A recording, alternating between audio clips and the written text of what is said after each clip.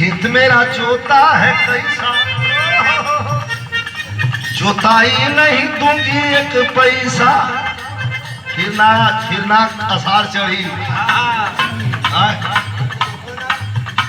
देख लाइए भाई, खेत मेरा जोता है कैसा, जोताई नहीं दूंगी एक पैसा।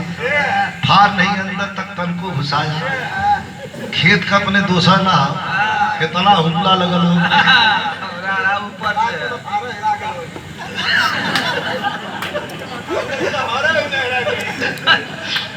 अब बिना मतलब को मत कही मत। अब सुना उसका जवाब कैसे मास्टर। अरे मीठा मीठा बोल के निकल आई रहे फंस, मीठा मीठा बोल के तू मुझको फंसाया। फार नहीं अंदर तक तन को घुसाया। खेत मेरा जोता है कैसा, जोताई नहीं दूंगी एक पैसा। जोताई तो छूट दूंगी, माटी निकाल जाएगी।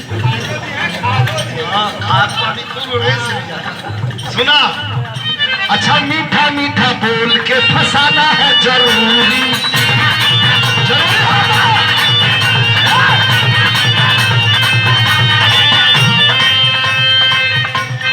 खेत का जोताई हमके चाहिए मजबूरी।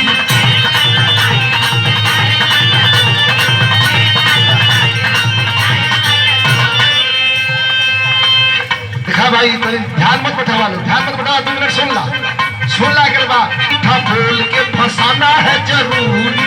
खेत का जोताई हमके चाहिए मजबूर। दोगी ना जोताई अगर पैसा, अरे दोगी ना जोताई अगर पैसा तो कूद जाई आटा